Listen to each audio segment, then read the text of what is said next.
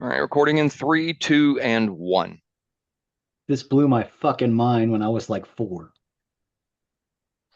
I was six. Welcome to episode 254 of Nerdery and Murdery. Big 254. I'm Zig with your nerdery. And I'm Jeffrey with your Murdery. Welcome to another week of the highs and lows, the ups and downs, the good and the bad, and the nerd and the murd. I, I have two things to tell you about. One of them I think is funny. I'm just giving a peek behind the curtain, and people can laugh at me all they want. We certainly laughed about it. Friday night came home from hosting a trivia game, which was a ton of fun. And we have these two dog bed donuts for the Chihuahuas. They love to sleep in them.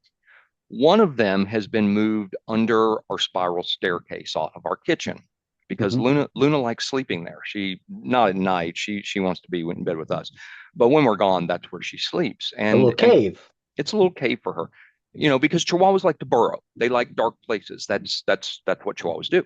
And Luna, our little white one, so Friday night come home and she's asleep under there, and she's old. She's old, old, old. Um, because of that, she sleeps hardcore. I mean, Luna is now she's 15 this year. Oh, wow. Um, so when she sleeps hard. So anyway, when we come home like that, she's in there. I reach down, I pick her up, and I take her outside. Well, Friday night, I reach down and I pick her up and I stand up and bonk my head on the metal part of the stair hard, hard. Bonked it so hard, I farted.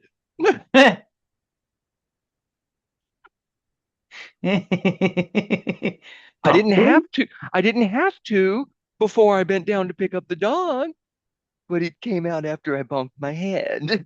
so you rang your bell and sounded the trumpet at the same time. So through the pain and whatnot, there were tears of laughter. So I had to share that. That was funny. Very Uh, nice. right. Thanks. You're very welcome. Right before we went on, I looked it up because today is the big announcement as we're recording. Today Uh-huh. is the big announcement. Okay. Everybody's been waiting for. At least all the brown coats have been waiting for. Yes. Today was the big announcement. They've been teasing for a couple of weeks through videos. It has been officially announced, and that's what I had to look up. Uh-huh. Firefly is coming back Okay, so they are bringing it back. as an animated series, Okay. which I'm okay with because okay, Disney has this product now, Uh-huh. and we've had Clone Wars, we've had Rebels, we've had Yeah. Bad Batch. Yeah. I think this could be pretty spectacular. Yeah. It's a way to bring the whole crew back. Yeah, because they're Um, all working on other stuff. Yes, absolutely. You've got Nathan Fillion's doing The Rookie. You have Alan Tudyk doing Resident Alien. Resident Alien just ended, but he's doing Oh, something else that he can't talk about. okay. So it's Yeah. over. Okay, well, Yeah, I'll have I've to, been listening to the Once We Were Spacemen which podcast, I've heard and is great. it is really good. Um, Miranda Barkane, however you pronounce it, she has her own TV show. Yeah. I don't know. Oh, Jill State has one called Family Law up in yes, Canada. yes, Jill State does. I don't know what Adam Baldwin is doing currently. Gina Torres has got Gina some Torres has a show of her own. yeah.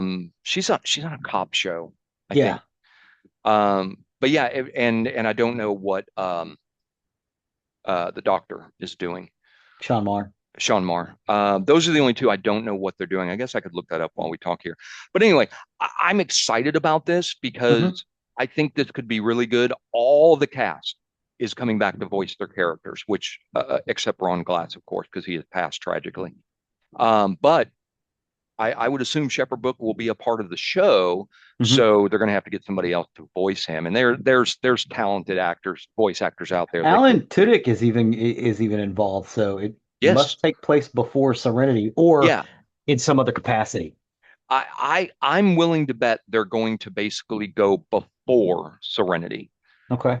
It's going to happen sometime in the Firefly universe between the end of that and Serenity. I'm willing to bet that's what it's going to be because the entire cast is back.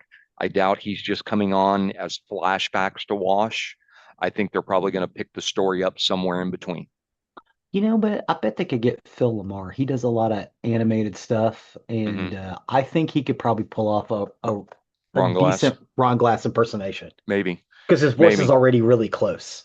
Maybe, but it's exciting. It's super exciting. When they'd been teasing it for weeks, and people were like, "Oh, it's going to be a con. Oh, it's going to be bobbleheads. Oh, it's going to be a podcast." And everybody has been very against that. They're like, "Don't get us all excited for a con. Don't get excited for bobbleheads or a podcast." Yeah, I personally, at first, I thought they're setting up an April Fool's joke. yeah, yeah. Um, because we're before April Fools, those of you who are listening fresh. Um, in the future. And I was against all of those. I'm like, man, don't I don't want Don't any of toy that. with my Quit emotions. toying with our emotions. We've been dying for this show to come back. Eh, All the Brown Coat fans, all the fans of Firefly and Serenity, we've been dying for this because this was a great show. The acting in it was phenomenal. The stories in it were phenomenal.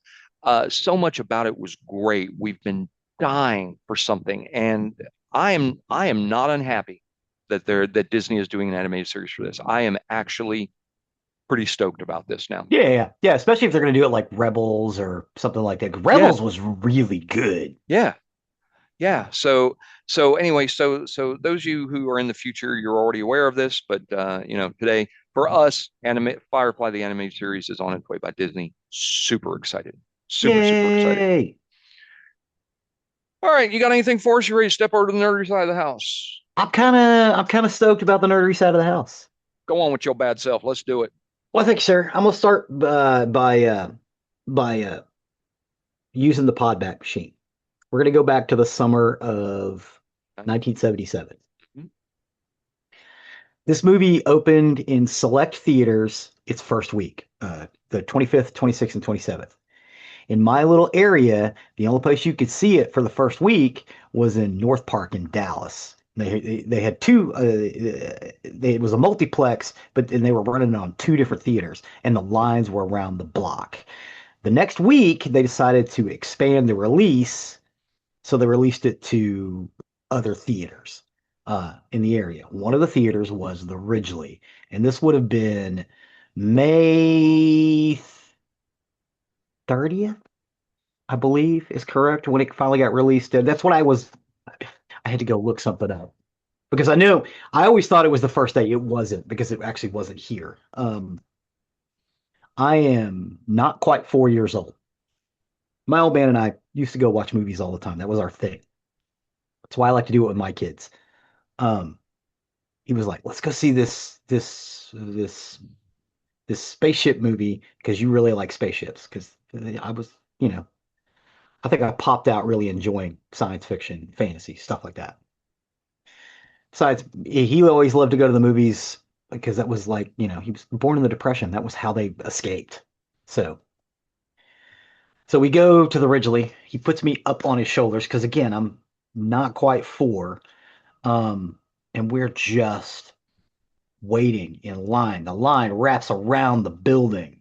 Um, we're waiting in line, waiting in line, waiting in line. We finally get there. We get into the theater. And originally at this time was a single house. It wasn't a multiplex. Eventually, there was a balcony section. They walled that off and built two smaller theaters up there in the balcony. But back then, you had the lower floor, which had a whole bunch of seats in it, and the balcony, which had a whole bunch of seats in it. Um, balcony was for smoking. The lower floor was for non-smoking. 1977. That's just how they roll. Mhm. Um, so they're having to point people into seats. Like you couldn't just go pick your seat because it was sold out. So we end up going all the way to the front row, all the way to the left. So we're on the far left two seats in this big old-fashioned theater um, with this huge screen and these beautiful red curtains and murals on the wall. It was an experience, right? And then we see the Tantive 4 come up over our heads. Well, first you get the 20th Century Fox logo sound, which sounds a lot like the Star Wars theme. So in my mind, those things were always connected. A lot of people. Yeah, yeah. So you get the 20th Century Fox theme, and then you get a long time ago in a galaxy far, far away. And then you get the Star Wars theme and the big crawl. And as soon as that crawl was over, you get a star field, and the Tantive 4 comes up over your shoulder across the screen, being chased by a Star Destroyer, firing at it. I Okay, was back up, hooked. back up. So what you have first, and you have this through every one of the When you get official, it looks at a moon or a planet. well, of the official 9 movie set, this happens in every one, and which is so funny because Rogue One broke this, and a lot of people were kind of freaked out about it because Rogue One broke this, but people had to point out because it's not part of the original set. Mhm. But what happens is you get the screen crawl, Starfield, and then it goes down Yeah, onto a planet or a moon or something, and then the 10 of 4 comes through. yeah, Rogue yeah. One So it's a changed that. Starfield. If you Rogue drop One down a went little bit, and there's a moon. Rogue One went up to a planet. And that was very intentional. That was very, very intentional. But anyway, continue. Yeah. So you got this thing going on, and I was fucking hooked. And again, I'm not quite. This is a couple of months before my fourth birthday. I am locked in. The next week we go and see it at the drive-in. The next week we go back and see it someplace else. We went and saw that film in the theaters 6 or 7 times that summer. Um, Yeah, I was sick and we had it. We were in Tucson, Arizona at the time. Tucson got it Uh on the first day. yes, One of the we one of had the it theaters. because we stood in line for first day. And we did that because I was already a sci-fi fan because I had my mother loved her sci-fi from the 50s and into the 60s. I was not a Star Trek person at this point. I had never watched Star Trek by this point. Um, but but I was introduced into that and I loved the space stuff. So I got to go for opening day. Um, and I fell in love with it. Fell in absolute love. And if we haven't announced it, we're talking Star Wars: A New Hope, Yes, Star which Wars: A back New Hope. then was Star Wars. Star Wars. That's all it was. Um, from the opening credits, episode 4, which I will admit, when I was 6, that didn't resonate with me. No. It wasn't Well, I resonating couldn't with me. read. My old man was just Oh, like, I could okay, read. No, yeah, I yeah, I 100% could. could I read. was, yeah, I was. I couldn't read yet. My old man I was basically just rolling it to me as fast as he could. I've been able to read since I was 2 years old. Um, thank you to my grandmother for that. But yeah, I could read it. I knew what it said, but the fact that it was episode 4 did not resonate with me till years later. Hmm. The fact of, hey, hold on, wait a minute, where's the other three? Yeah, where's 1, 2, and Um, 3? right. So, so it was really cool for me, and I fell in absolute love with Star Wars. Everything about it, everything about it. I, I, I, I, I wanted to play Star Wars with my friends. I was dying for a lightsaber. I needed one of those Han Solo modified pistol. Everything about it was just huge and massive. It brought me into a whole new world in science fiction, and I didn't care that the dialogue was weak. I didn't. We talked about this in last week's episode Yeah, yeah. that Lucas can't write dialogue to save his life. He No, he's a absolutely world can't. builder. He's He's a not a great world builder. dialogue. Yeah, He should not be writing dialogue. yeah. But I didn't care that the dialogue was weak. The He story. talks that way too. By the Oh way, yes. Oh, all he the just like absolutely he's does. he's just like real matter of fact. He Whatever, man. I don't absolutely know. does. Um, Mike Shanks on Two Geeks and Microphone mocks George Lucas all the time. It's called poetry. Is that what? Oh, wait, is that what he says? I'm trying to remember what he said. I think that's what Mike says. It's called poetry or something like that. But anyway, um, It's uh, a good impersonation, by the way. Thank you. I was in love with Star Wars and Star Wars: A New Hope, as it's affectionately known now, Yeah. um, opened the door, opened the floodgates for the next umpteen years of science fiction. Hmm. Because without Star Wars, it wouldn't have happened. Yeah. They Star would Wars, Star Trek would have stayed on TV and they never yes, would have made the motion yeah. picture. Star Wars, because to frame it, and we've actually talked about this on the show before as well. George Lucas had a hard time selling this movie. Yeah. He was I've got he that in was some of my notes here. what yeah he was going off his success with American Graffiti, and he tried. He wanted to do this space opera, and he tried, and he got turned down constantly. So he ended up having to fund a lot of it himself, which in the end made him a insanely rich man. Um, but a lot of it was because people in the industry thought sci-fi is dead. We don't have an audience for this anymore, at least not enough of an audience to carry a major motion picture. And Star Wars proved them all wrong. And Star Hmm. Wars opened up the door, opened up the floodgates, and then we started getting everything. Like we talked in last week, that opened the door for Star Trek to come back. That opened the door for Buck Rogers. That opened the door for Battlestar Galactica.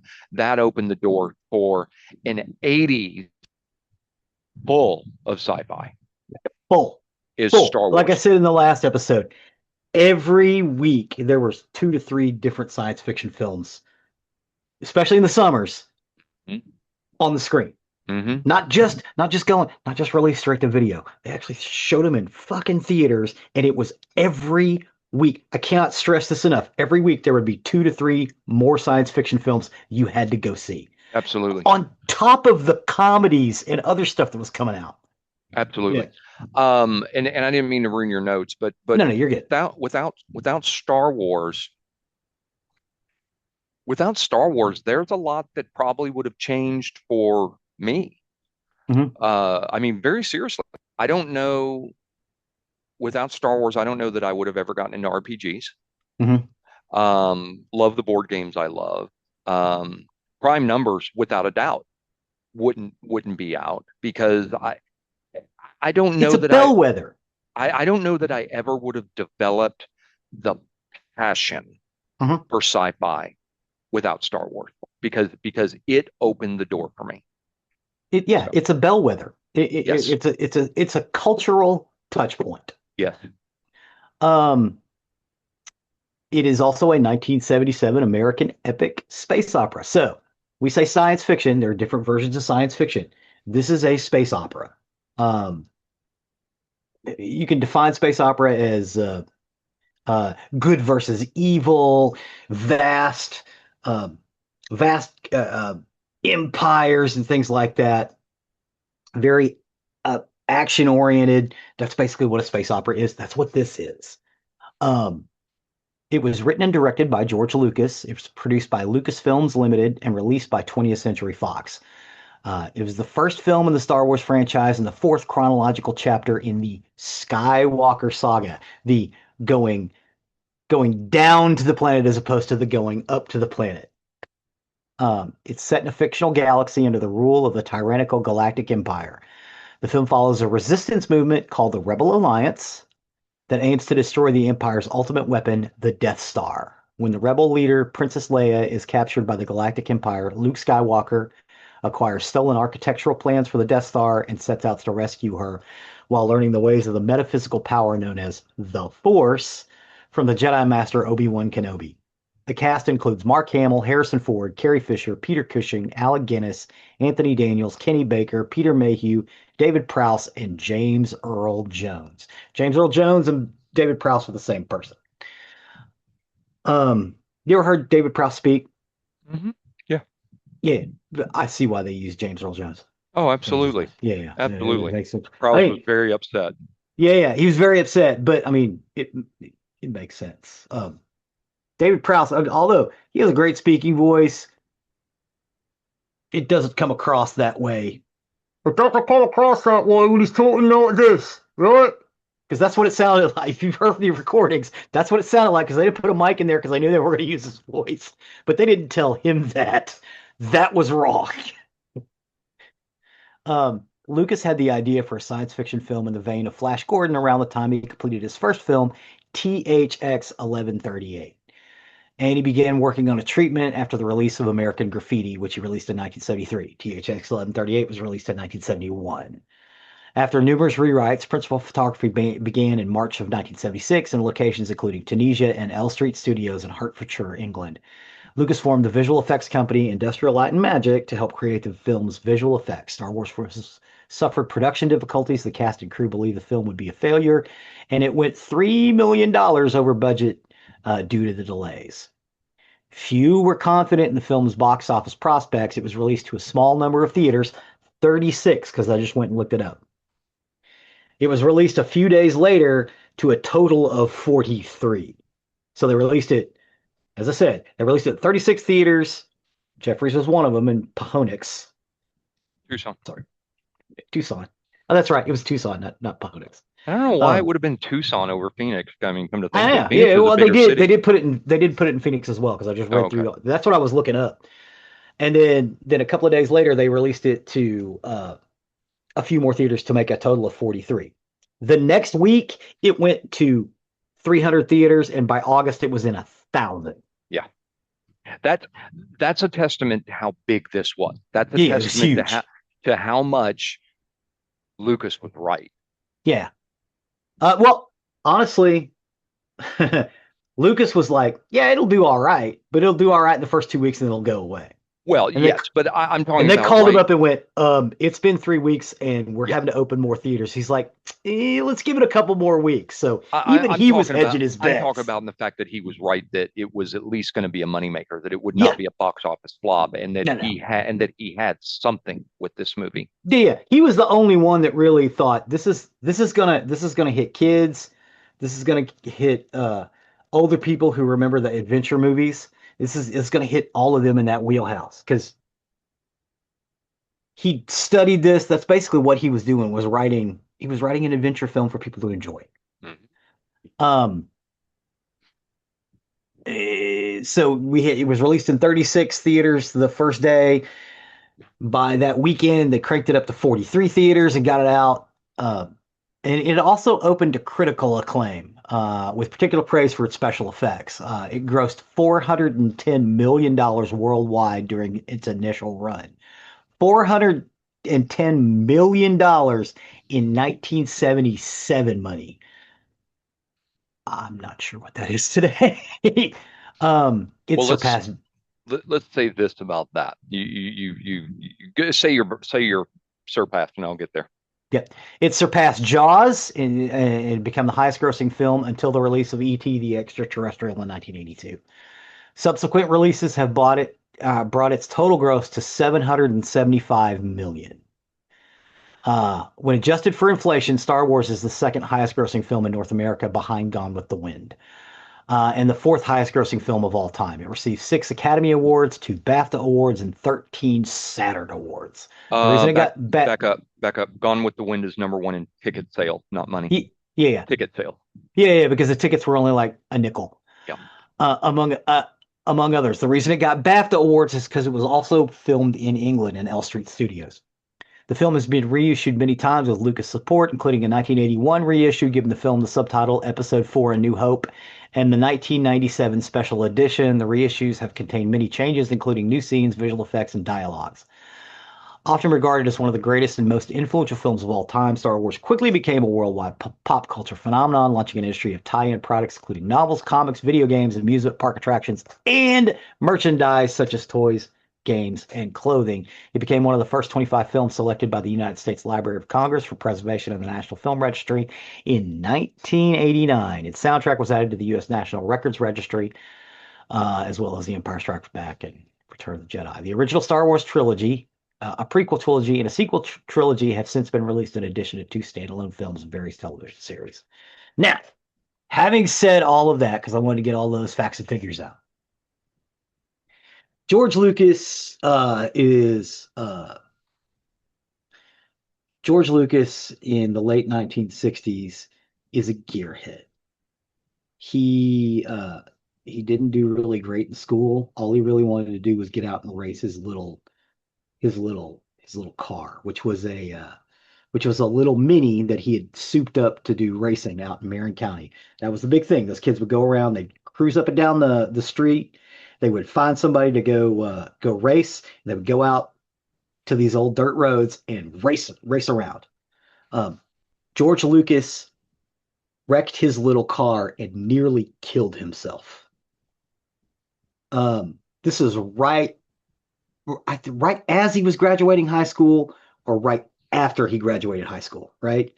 So he's not a great student, but he's basically in a neck brace for the better part of a year, right? Because I mean, like, and it again, when I say it was a little mini, like a little mini Cooper. I'm not sure if that wasn't the make, it was something else, but it was a little European mini car that he put like a big ass American engine in, and he totaled it.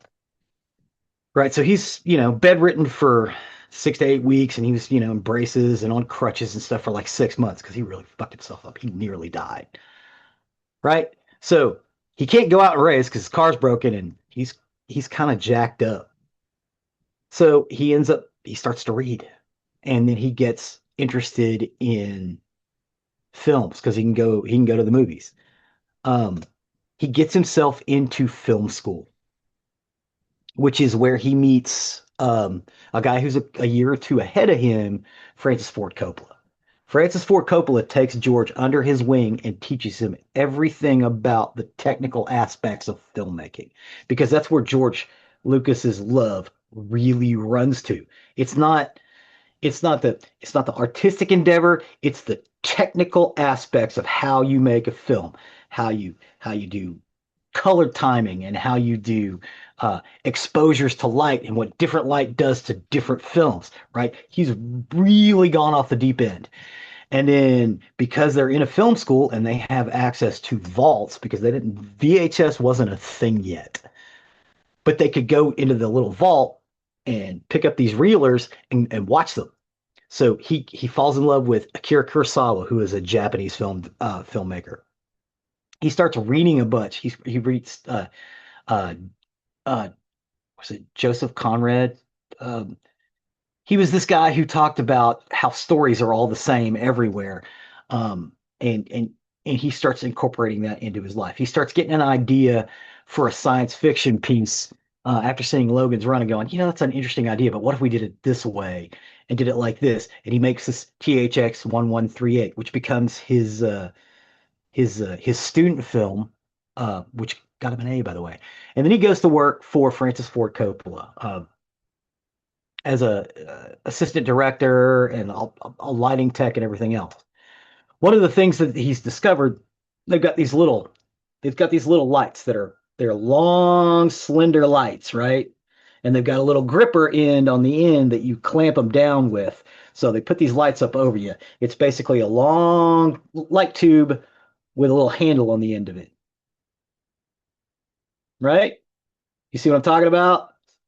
These lights they don't use them anymore, but at the time they were in common use. And he's looking at this thing. He's like, man, that would make a cool ass weapon if you could figure out how to turn that light into like a laser. He's filing all of this shit into his brain as he's working for Francis Ford Coppola. And they are making some, we're gonna apocalypse now and shit like that. So, right, he's in the office. Well, Francis is like, you know what? We should make your little student film. I think it'd be great. So they're able to set it up, and they go to the BART, Bay Area Rapid Transit system, where the San Francisco systems of subways, which they have, runs underneath the bay. But they hadn't opened it yet, so he's filming in there. They can get in there cheap because, again, nobody's there. They don't have to close anything down. It hasn't opened yet, so they film this film, and it's amazing. It's really long. It's really, I don't want to say dark, but it's very sterile, this film. I love it. I think it's great, but it's like 3 hours long. It's amazing, but it is very science fictiony. So that was the thing. Science fiction follows back in the day. Science fiction films was one of two things. It was either this very high concept, um, intellectual process, i.e., THX 1138, 2001: A Space Odyssey, Fahrenheit 451, things like that, or it was Flash Gordon and Buck Rogers, right? right? So when he's making THX 1138, this is where he first gets the idea. He's like, we could kind of bridge these two things. We could get some of that intellectualism and put it into one of these amazing, swashbuckling films, these adventure films. Um, and also thinking about psychology and how all men are basically fighting their father. This is pop psychology of the 1960s. It's kind of been debunked in the preceding 60 years, but this was what was going on back then.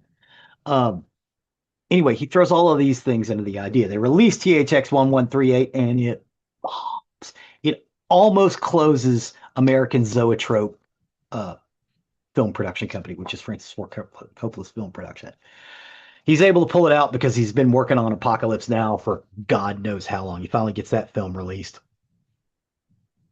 And plus The Godfather, so he kind of pulls it back out. But make no mistake, THX 1138 nearly closed the doors on that studio. So um, George decides to make a film about his earlier youth driving around in cars in the late 50s, early 60s and doing races and stuff. He makes American Graffiti. He makes it super cheap because all he really, the biggest expense on that film was the cars. Well, he still knew all of those guys. So they basically just brought all their cars up and they were able to film it. And he basically had to pay them that much. He just put actors in the cars because they were his friends. So he makes American Graffiti for next to nothing. And it's a period piece, which is amazing. American Graffiti goes gangbusters. Everybody's watching that film, right? Right, they're showing it on television. Um, it's running different double feature midnight movies with some other great films. It's viewed as an Americana piece. It's also viewed as an art piece, right? They'll throw in American Graffiti with Faster Pussycat Kill Kill Kill because of the idea of the fast cars and the craziness, which is a great double feature, by the way. If you've never tried it, give it a shot. So the whole time he's working on this concept, as Jeffrey said earlier, he's working on this concept of this, Flash Gordon film. He wants to actually do Flash Gordon, but he finds out that someone has the rights to it. So he does his own thing because he's already kind of going in that direction anyway. No matter of fact, the Flash Gordon that they released after Star Wars is the one that somebody else had the rights to. I think it was Dino De Laurentiis, and it kind of bombed. I love that movie, but I love the movie too, but it's not good. no, it could have been a lot I, better. Flash Gordon sits in the same vein for me as Xanadu. Xanadu is not a good movie, but I love the movie. Yeah, Flash Gordon is not a good movie, but I love the movie. The soundtrack yeah, is amazing for Flash Gordon, but yeah, the movie itself. I mean, the acting, and you can hear it in the soundtrack when they do little sound bites. Oh, Flash, I love you, but we only have 11 hours to save the Earth. I mean, yeah, it's terrible. It's yeah. It's terrible. awful. It's awful. Um, Even Timothy Dalton yeah, yeah. in that, and Brian Blessed, and anyway, Yeah. It's not great, right? So he's working on the Star Wars thing. He's reading John Carter of Mars. Uh, which we've covered. yeah. He's reading, he's looking at these old Flash Gordon films, and of course he's got these Kurosawa films. The central tenet of Star Wars started with the Hidden Fortress, an Akira Kurosawa film about these two idiots who basically stumble into this thing of intrigue that's going on. Well, those two idiots ended up being robots or droids in Star Wars. You got one that's short and really, really smart, but can't really speak well, and he's only understood by the taller one who's kind of dumb. There you go. Right. um, so he works on this treatment. He's pulling stuff from Brothers Grimm and 2001: A Space Odyssey. He gets it all put together. Um, Francis Ford Coppola can't produce it, so he goes to 20th century. He goes to everybody. but he eventually goes to 20th Century Fox. Alan Ladd Jr. is president of 20th Century Fox at the time. This is before he starts the Ladd Company, which produced Tron and The Black Hole, along with Disney. Um, he goes 20th Century, and Alan Ladd, 20th Century Fox is pretty close to closing its doors. It's in trouble. Um, he goes to them and he's like, "Hey, can you produce?" And they're like, we will put up money to advertise it, and but we'll only take a little bit a piece off the top, and that's just for distribution rights. That's it, you know. Mm-hmm. But you're gonna have to front this film. Again, we'll do your marketing, so don't worry about that. That part's taken care of, and we'll recoup that cost after the release. So Lucas basically has to get some money together. Um, he did get $150,000 from 20th Century Fox, which is equivalent to a little over $1 million in today's money. My God, inflation is bad. Uh, to to be paid as basically a writer and director. And he used the money he made off of American Graffiti to basically make the film. Um, so he'd been working on this thing for years, and he's still refining the script up to the point they start shooting because a lot of the sides they gave the actors when they were casting Joseph Campbell, that was the other guy I couldn't think of. Um, Up until they actually started shooting, he was still writing this. There were actually scenes that never made it to the film. Like Luke spends way more time on Tatooine with his friends running in and out. Mm-hmm. You can see those scenes There's out. a whole scene with Luke and his friends talking Yeah, yeah, that never yeah. made it to About the final cut. Yeah, yeah. They never made it. He cut him out because he's like, this kind of drags the picture, so we'll cut this out. This kind of drags the picture, we're gonna cut this out. Um, trimmed out all the fat, so this thing, you've got that as we described that those two spaceships that go over your shoulder, and that movie doesn't fucking slow down until the end. Right? You got the droids, they land on the planet, they're walking around in the desert, it pans over, there's some other shit going on, just on fire the whole time.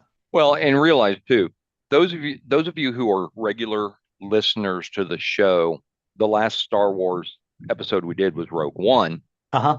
Actually, as we're recording, it just came out today. Yes. Rogue One ends within an hour of Yeah. Star Wars Yeah, in a it's literally, timeline. yeah. I mean, literally, the Tantive Four leaps out from Scarif, and Vader is right behind him. Yep. Yep. Yep. They were able to track them. Yes. Because she's going to Tatooine to pick up Obi-Wan because that she knows that's where he is because that's what he told her father. Yep. If you ever need to find me, this is where you can find me. Don't tell anybody. So, I, so you got all this stuff going on, right? Lucas gets into money. He eventually goes over the budget a little bit. I want to say Alan Ladd Jr. gave him some of the money to overcome some of the. It wasn't from 20th Century Fox. It was from Alan Ladd Jr. Because American Graffiti did so well, and Alan Ladd Jr. really likes science fiction.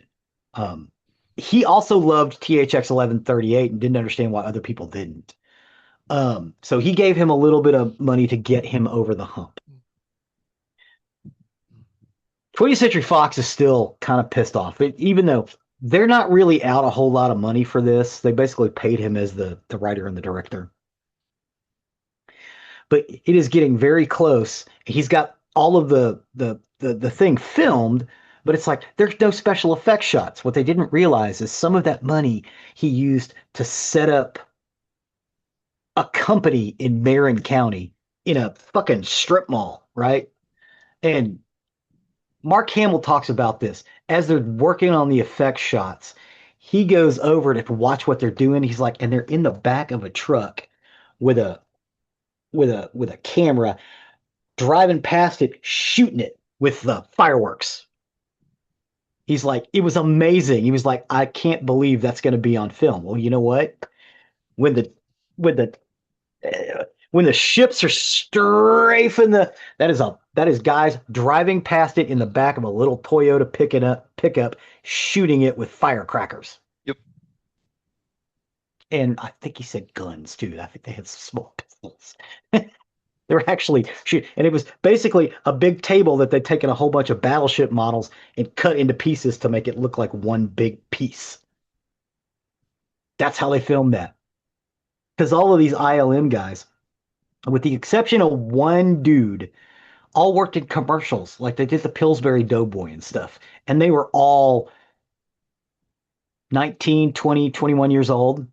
And the one dude was like 35. He had run the production arm of a special effects company that did commercials. So they're all doing they're the guys that made the Pillsbury Doughboy or made the little chuck wagon. Um For a little chuck wagon, Purina. yeah, a little chuck wagon. It's those guys. So they're the ones that come up with these ideas of these ships and stuff, right? So I don't even want to get into the story of Star Wars so much. You guys know it. It's good versus evil. It's a but the fact that this film got made at all and got to the screen is amazing. Well, and let's talk about that for a minute. So, because you've mentioned 20th Century Fox, um, after this became big, 20th Century Fox kicked themselves in the ass Yeah. because George Lucas got the big piece of the pie Yes, on he this did. because he had to fund it, and so that money, all these people he borrowed money from, got paid back in spades. Yeah. Oh yeah. Alan led it, and even though they didn't get a big portion of it, they still got the distribution rights and stuff. Yes, It brought 20th Century Fox back from bankruptcy. yes, it absolutely did.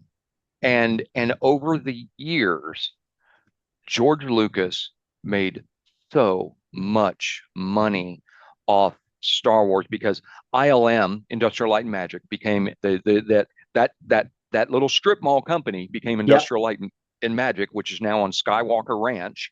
Oh, Yeah. fucking ranch.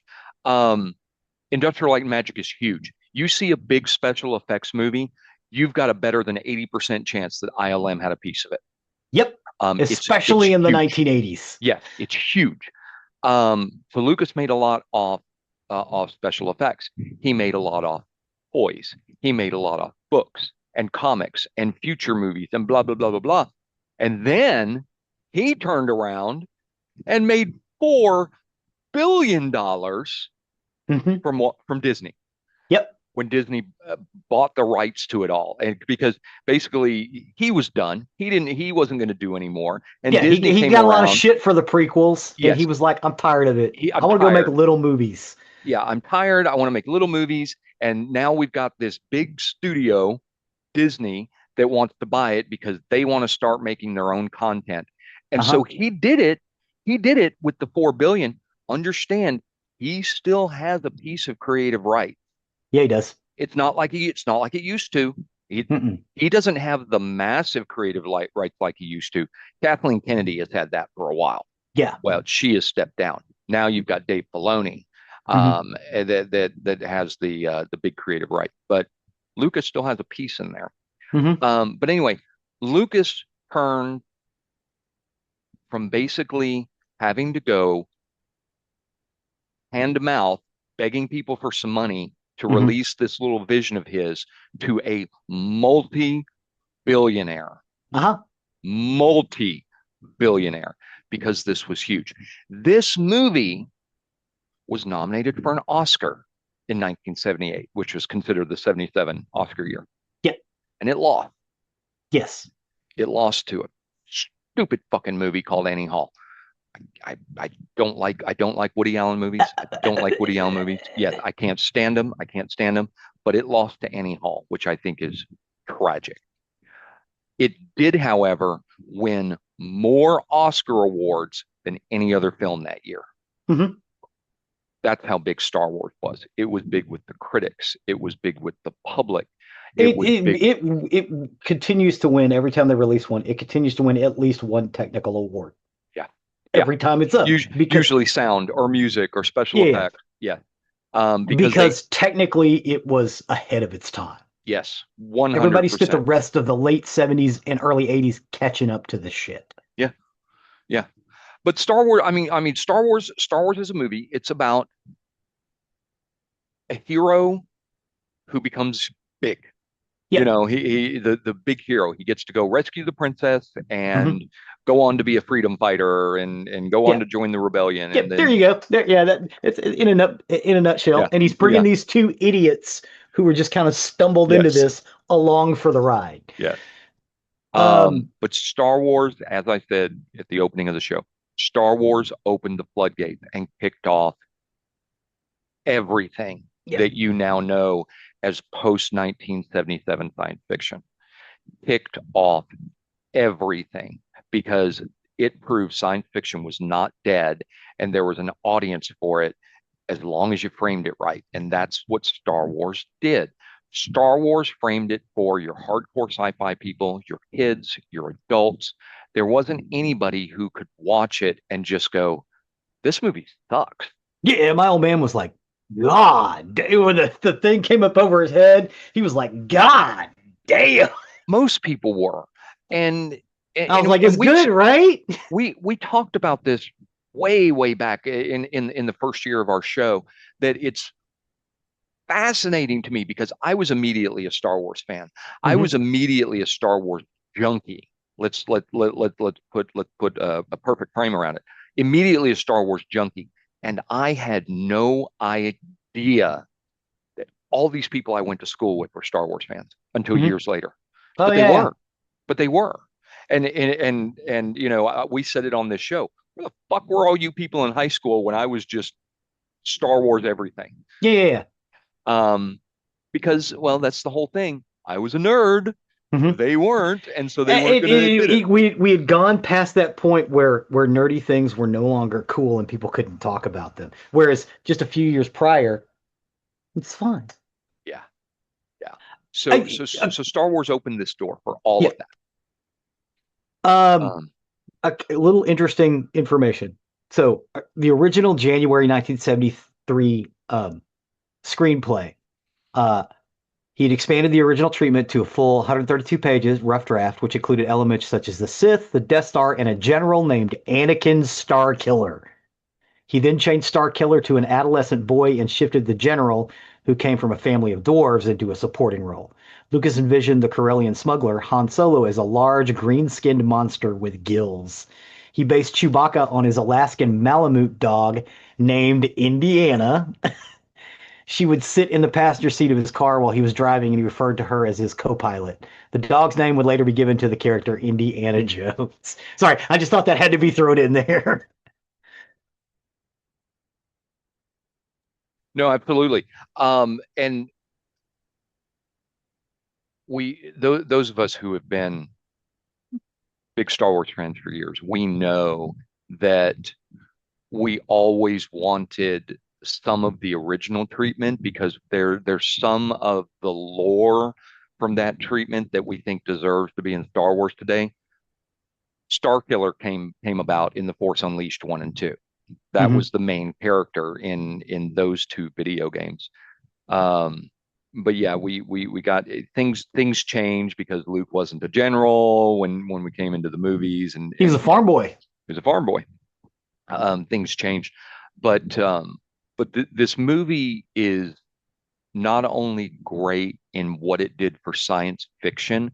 This is a movie that stands the test of time. It is You're culturally relevant. Yes, you're not going to watch Star Wars and think, that was great for a 70s movie, but now, no, it's not. That's why Disney bought it. Yeah. That's why Disney wanted the rights. It's still good to this day. I've said it on this show before. I keep saying I've said it on the show before many times today. Um, the original Star Wars trilogy, Star Wars: A New Hope, Empire Strikes Back, and Return of the Jedi, that is a staple in my house for Christmas. We get up, we open presents. As Chelsea's starting breakfast, we turn Star Wars on, and that stays on our TV all day long. We watch, all three of those. My daughter comes home for Christmas. She knows we're going to watch Star Wars. That's just been a thing for us because that's our Christmas movie. Even though it's not a Christmas movie, there's not even a conversation that that's a Christmas movie.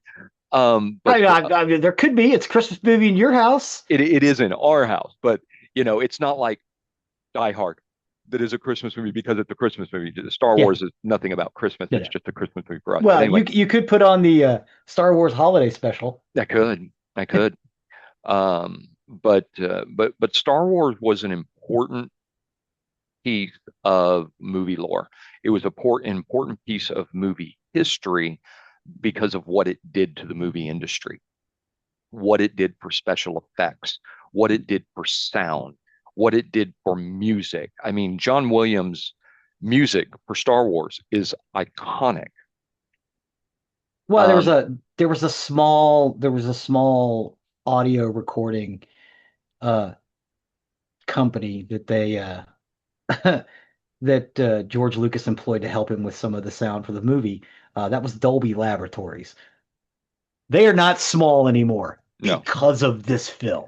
no, you have PHX Dolby Uh-huh. because of this. That's where that name came from, and now you got Dolby Atmos and all that kind of stuff.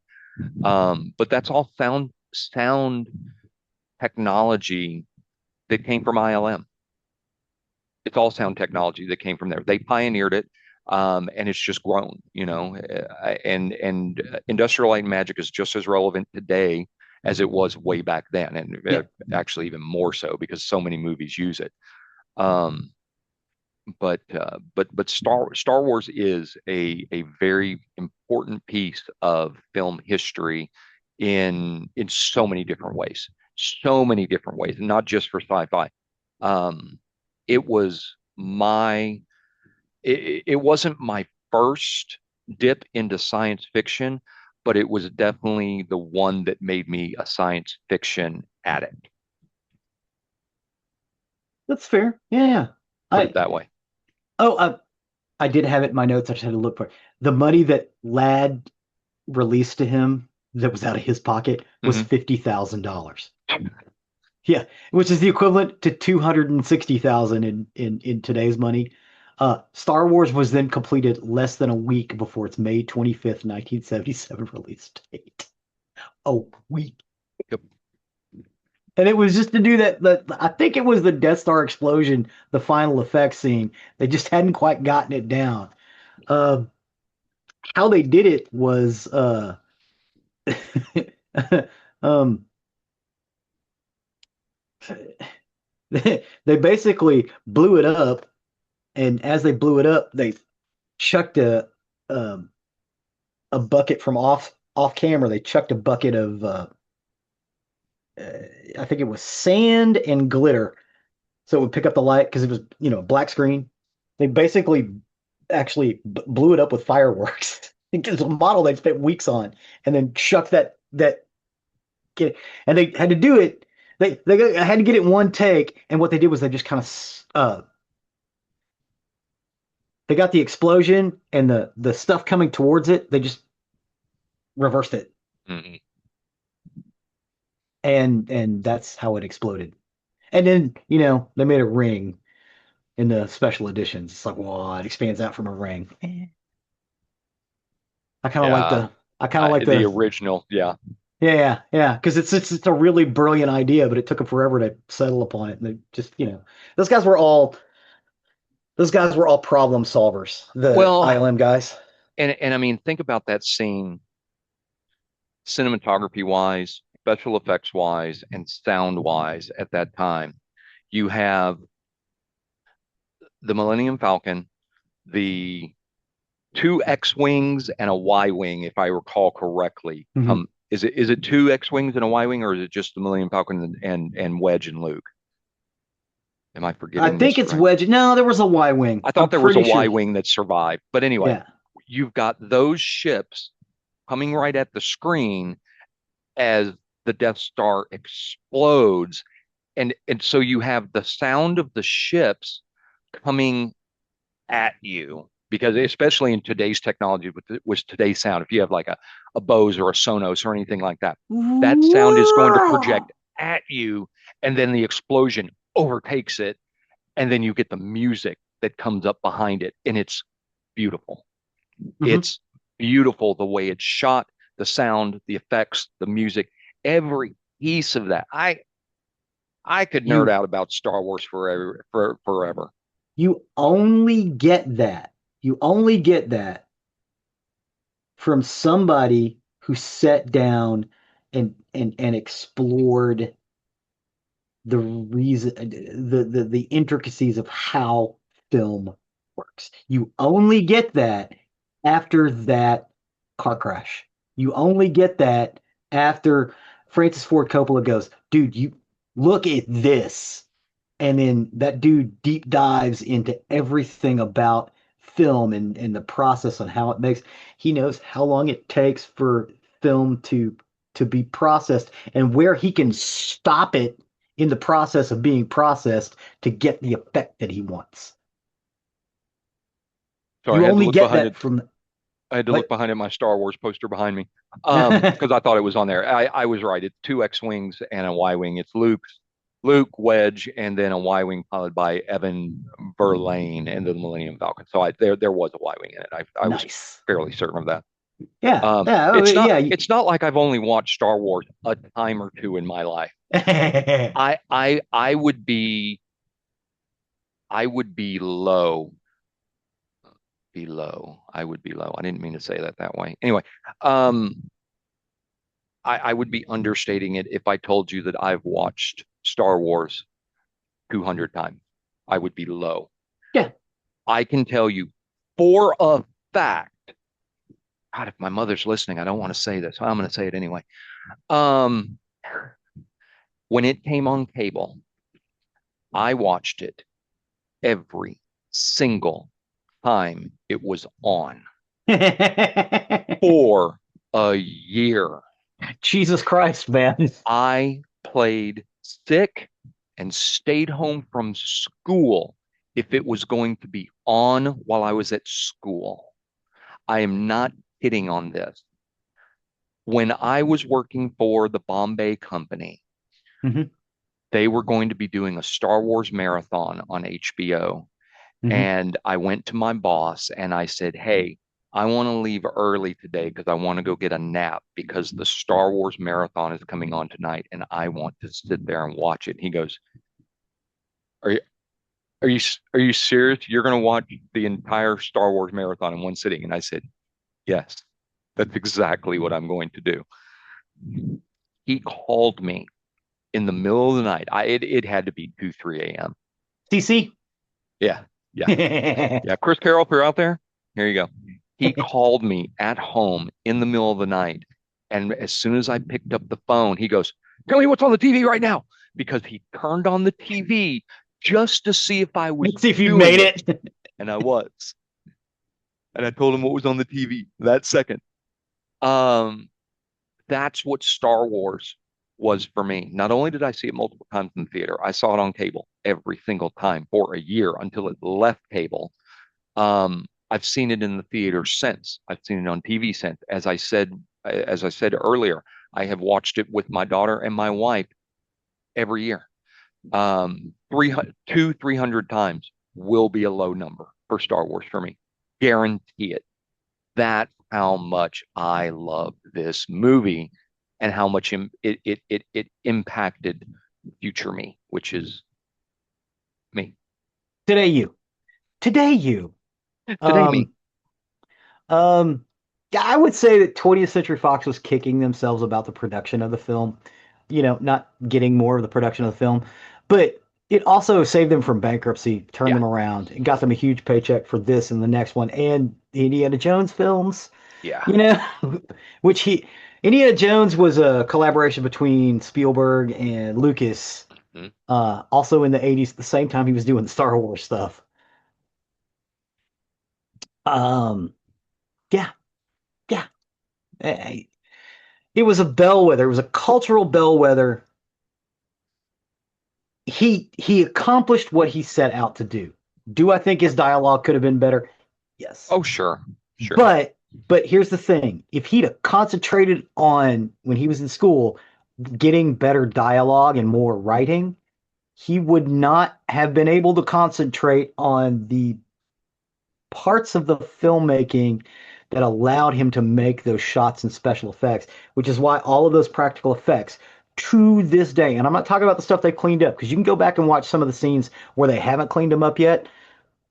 They are still incredible Mm, because the dude knew everything there was to know about 35 and 70 millimeter film, hmm. how it's processed, how long it takes to color time it, where you could put filters in, where you can't. It is a very technically proficient film. If nothing else, it may be the most technically proficient film of the late 70s. And that's saying something because there were a lot of really technically proficient people involved in filmmaking in the late 70s. Yep.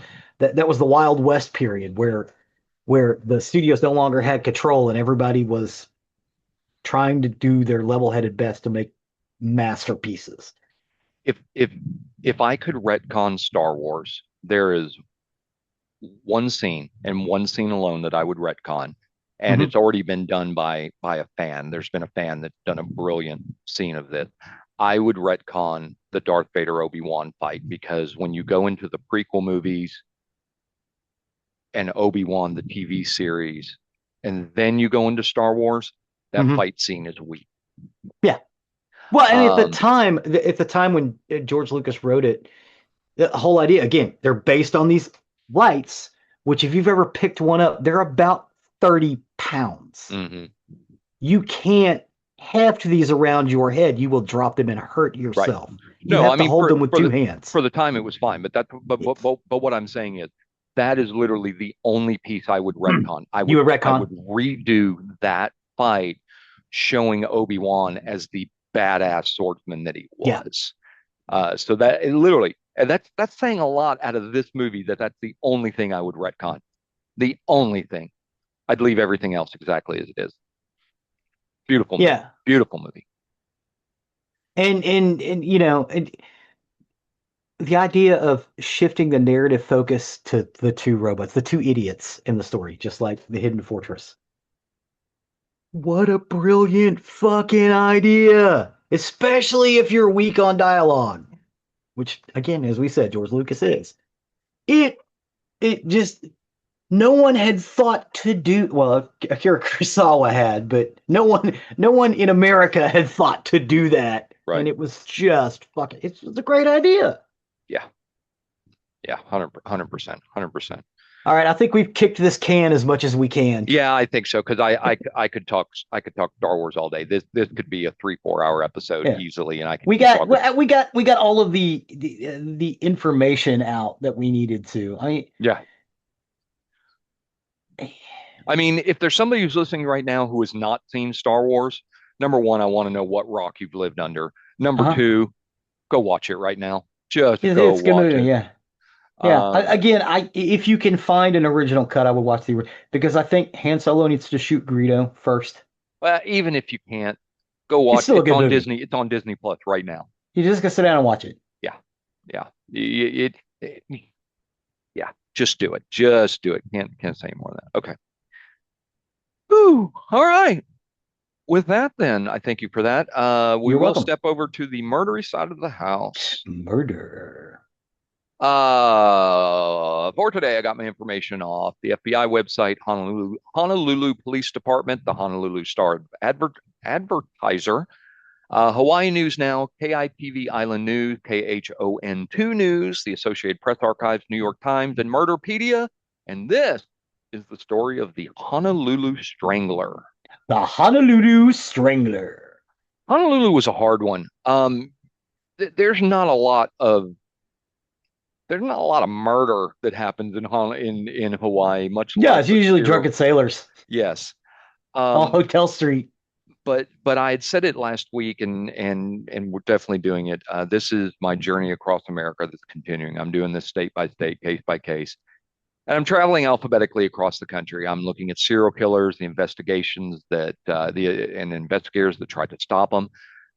We have some states that have given us cases that dominated national headlines, and others revealed crimes that that unfolded very quietly. sometimes overlooked until the pattern became impossible to ignore.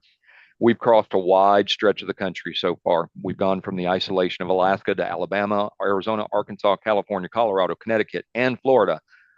Each stop along, and by the way, I did not miss Delaware in there. We didn't cover Delaware because I did it in episode 101. There you go. 101, Delaware. But each stop has shown us something very different about how these crimes happen and how communities respond, especially when fear begins to spread. Today's journey takes us on a very different turn because our next stop is not mainland United States. We're going 2,500 miles across the Pacific Ocean to the islands of Hawaii. Most people, when they picture Hawaii, they think about beaches and tourism and paradise. But in the mid 1980s, Honolulu experienced something that really kind of shattered that image. Within just a few months, several women were murdered, and the killings were brutal. There was a pattern that was absolutely unmistakable, and the killer was never officially identified. Investigators looked at several possible suspects, including Christopher Wilde, the so-called beauty killer queen, who we covered back in episode 52. That was our live show. So go back, listen to 52. We'll wait for you. All right, we're back. Um, but the Honolulu murders have never been definitively solved. So this case that I'm about to discuss, it remains one of Hawaii's most unsettling mysteries, and that's the story of the Honolulu Stranger, which is our next stop in the A to Z journey across America's serial killers in Hawaii. So in the 1980s, Honolulu was one of the most visited cities in the world. Millions of tourists pass through it every year. The island of Oahu was known more for its resorts than violent crime. But even in paradise, there can be problems. In 1985, Honolulu began to experience something that shocked visitors and residents alike. Women started turning up dead. The first known victim connected to the case of what would become the Honolulu Strangler was Vicki Gale Purdy.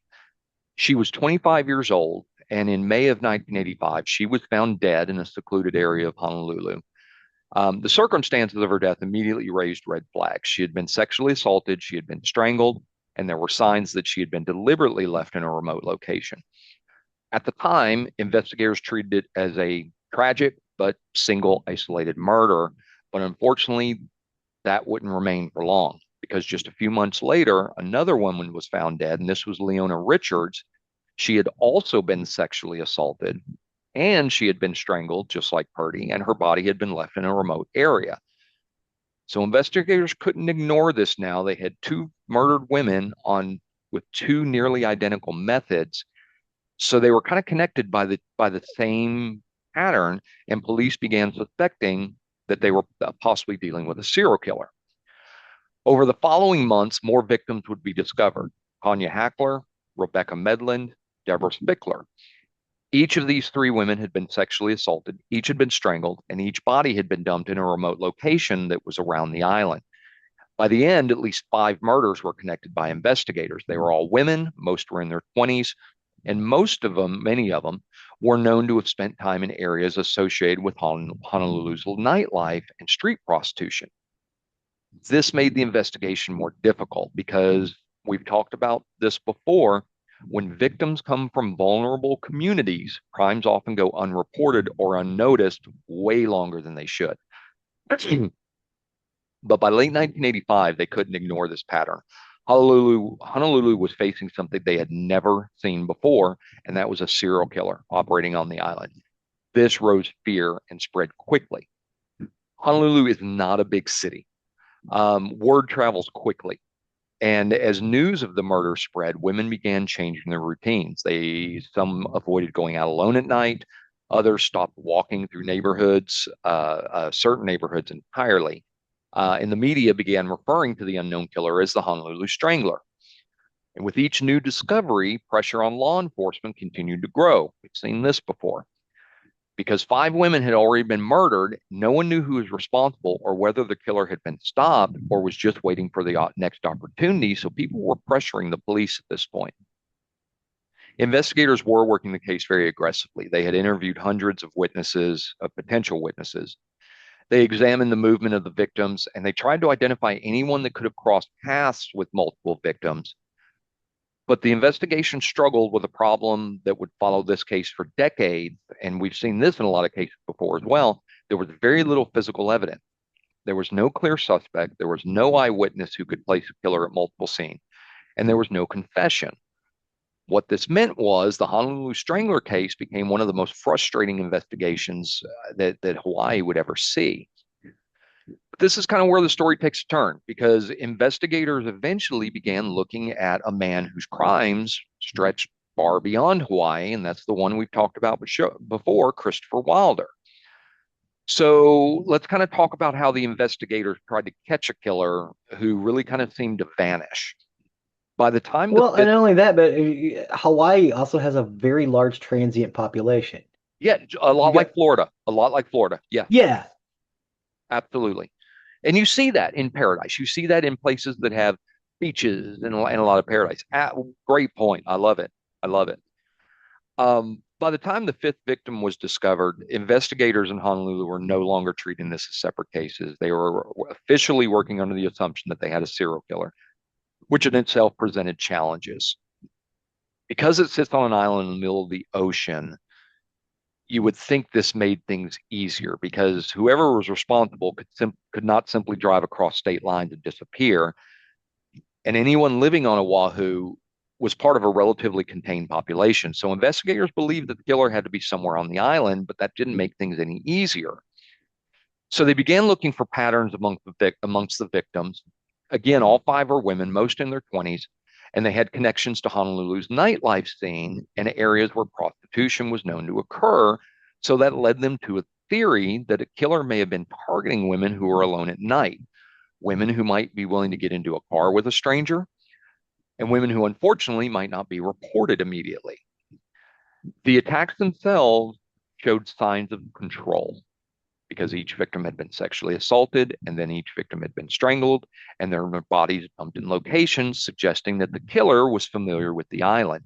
It was someone who knew where to go without attracting attention.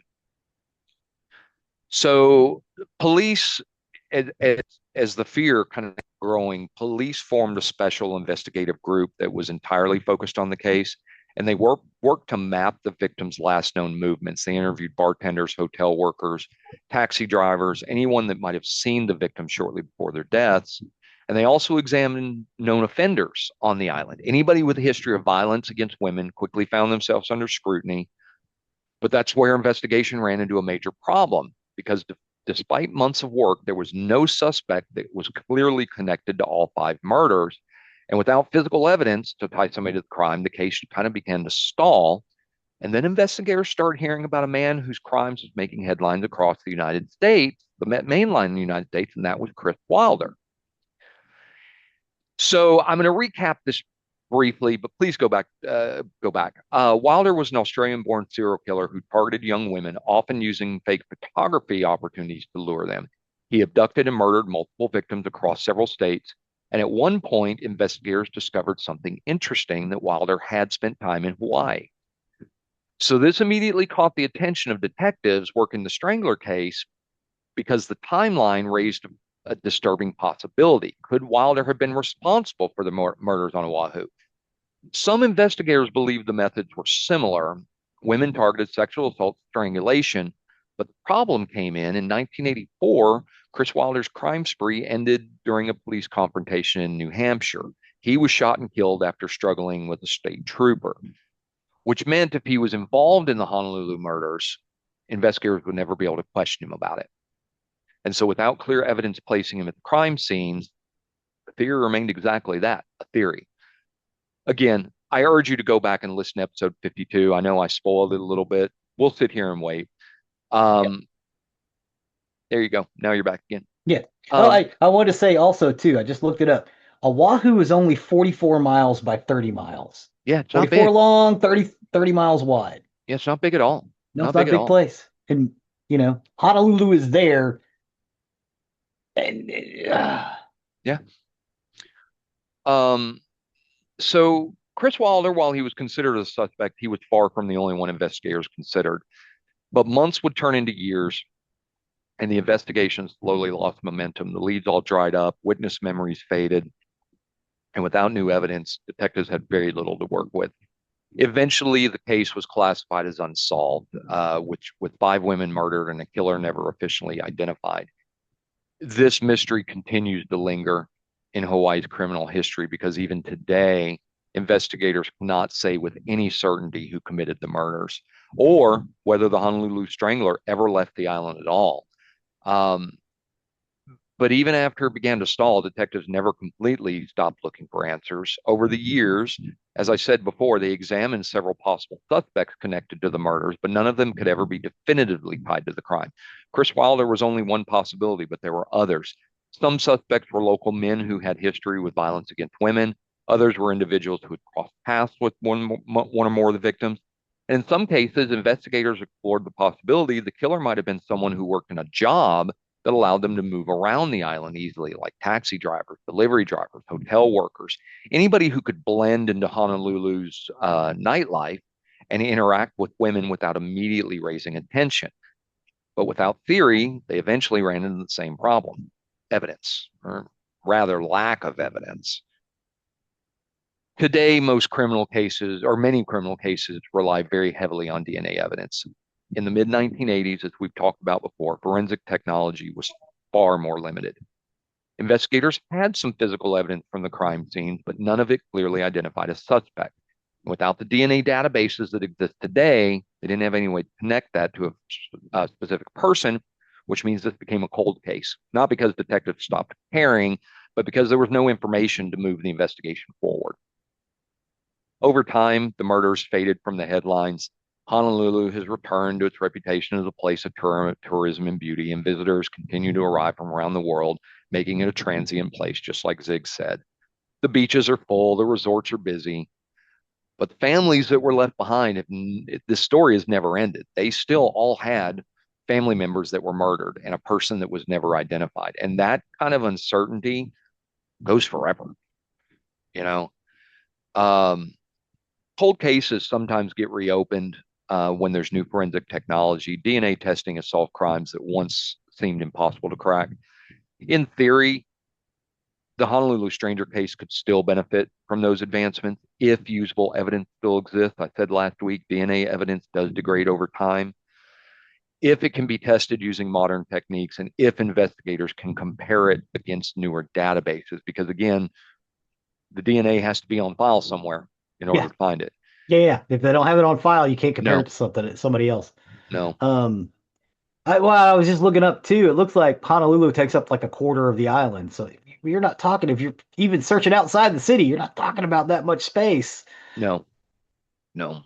But as of today, no one's ever been officially charged with the murders, which means it remains an open but a cold case. Five victims, a killer who vanished, and just the question that has sat for nearly 40 years: who was the Honolulu Strangler? A very unsettling mystery in Hawaii's history for sure, because between 1985 and 1986, which is all it took, that one span, five women were murdered on the island of Oahu. Hmm. Uh,